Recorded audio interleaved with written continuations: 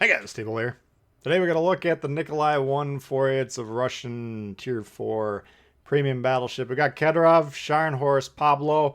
Those are three of the four battleship inspirations I would recommend. Now, Scharnhorst is a event commander, pay to win, or whatever you want to call it, so probably not available to everyone watching, but Cunningham, Kedrov, those would probably be the two main free-to-play inspirations, and then you could mix Paolo, I call him Pablo, the Italian battleship commander, the Reload in there. So Cunningham, grouping of the shells. Scharnhorst, we have dispersion of the shells, two components of the aim.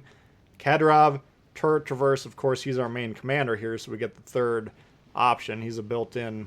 We don't have to use that as an inspiration, so we put on Pablo for the Reload boost. So those are kind of the four main battleship perks that I use to create my builds. You may have different ideas. That's my approach to battleship builds, commander builds. Anyways, this game, I understand the Nikolai is not even available right now, so why are we showing this ship? Good job angling here. I think that's a good demonstration. We've been talking a little bit about angling, and this is the most important component of the game in general, in my opinion, especially for battleships. Basically, if you want to conceive how we're playing battleships, conceptually, we're just angling our ship, and then while we're doing that, we're shooting the guns. What does angling mean if you're brand new? If we're pointing more or less directly at the target shooting at us, we have a nice angle on him. If we're broadside, we're showing the flat side to him. Bad angle. No, we're not doing a good job of angling at all. That's when we're getting whacked. Okay, we're going to see this demonstrated very well in this game. We're not going to take much damage at all, even from battleships shooting us, except for the one instance where he catches us on the side. Now, that's bad for any battleship. That's bad news. For Russian battleships, it can be catastrophic. Nice opener on the Phoenix there. We did all four turrets on there. And when I talk a lot about battleship play, I'm looking at the diagram on the bottom of the screen. You should be too. You can see right now we have all four guns open on the target, and you can see the ship's angle roughly 45 degrees. So that's a chance to bounce if it's a battleship shooting at us. Cruisers, of course, they might get some damage here and there, but we're not that concerned. So we're going to go ahead and fire our follow-up salvo there. Just spread them out there. Not a bad idea. You know, I like to, most of my shots I always do the shoot the full salvo at once. I just prefer that, but if all we had to do was hit him once there and he was in the process of turning, so that's why we staggered the shot there. Not a bad idea. I should probably try and stagger my shots a little bit more than I do, but it's more fun to shoot the full salvo in my opinion. The Nikolai is a good ship to demonstrate angling because the front three guns turn through the front of the ship. Okay, and only the back one has to turn all the way around through the back if we change sides that we're shooting off of. We want to shoot off the left here until this bottom southern half of the red team's position is cleared off, because that's to go north. We basically have to show flat broadside of these ships. We're asking that ship for help. I think I was trying to tell him to get back. He saw, okay, he needs help. He pops the smoke. Appreciate the effort. Smoking up battleships not useful though, because the minute we shoot, everyone's going to see us almost at our full detection range anyways. So appreciate the effort. I always appreciate the effort if teammates try and smoke me up, but rarely is it the right play. Only if your battleship's in grave danger of going down, he's got some heals, and you want to keep him alive, and he's committed to not shooting. They're chasing the Izzy here. Now, people always ask me, why don't we shoot HE at these destroyers?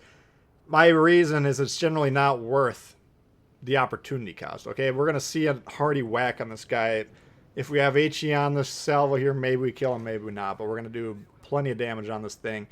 You get roughly 1,000 damage per AP shell hitting these things with battleships. But the problem with it is let's say I take 30 seconds to load HE here, and then all of a sudden that Ishizuki in the back presents me a nice juicy shot, flat broadside. Well, I have the HE in there, I can't whack him, and I'd love to whack him whenever possible.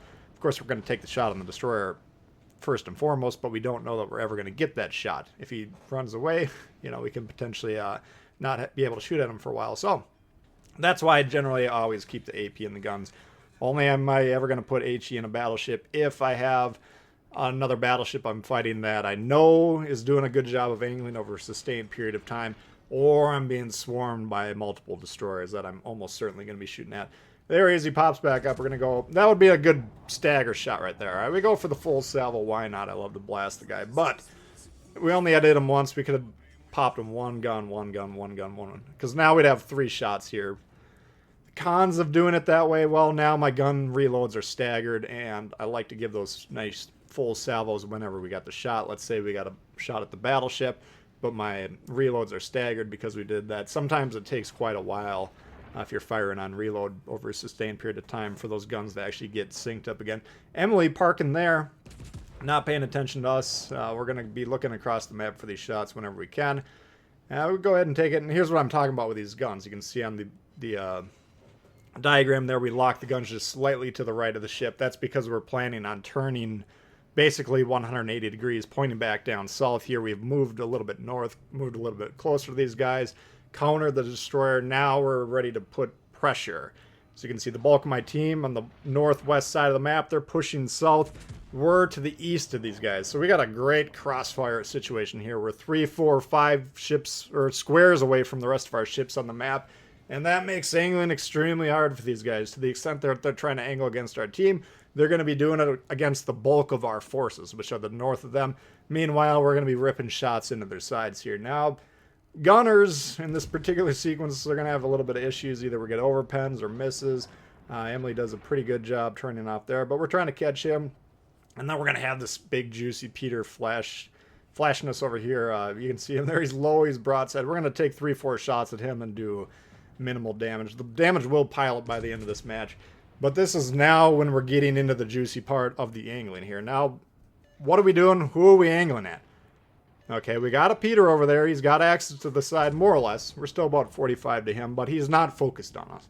We know he's fighting guys to the west. If we zoom in and we see his guns pointing here, well, we better start considering him. But we're angling towards the guys that were closest to the battleships. We got 2, 3, 4, I can't even tell. Look at all those battleships that we're pointing directly at. Look at all these ships. This is why we don't clump up, guys. This is why you got to avoid the black holes. I can angle against almost everyone on the entire team. I'm pointing at all of them. They can't damage me. They're not shooting at me, granted, sure. It makes it easier.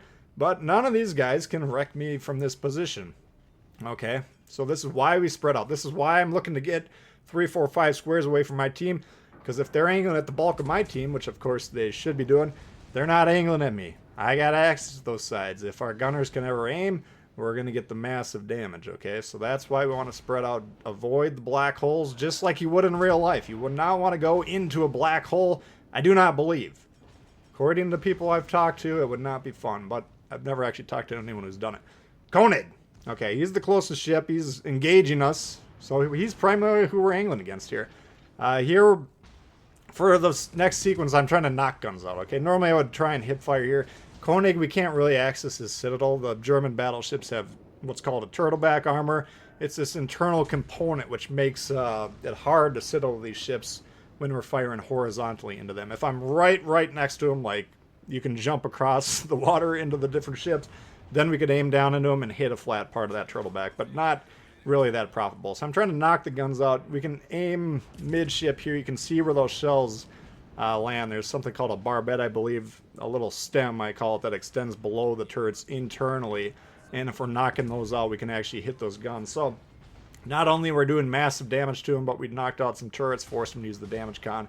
But here, look at that. Boom! He got us in the sides, and look at those juicy numbers. He took us for about, I don't know, we're down about half health. That shot took about a third of our health, though.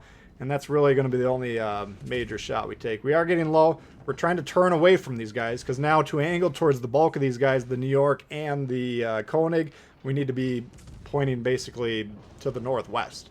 Okay, and so we're trying to get the rear of our ship pointing that way, and that way we can continue to engage these two ships over here. We got a Langley and an Ishizuki in a pushing match.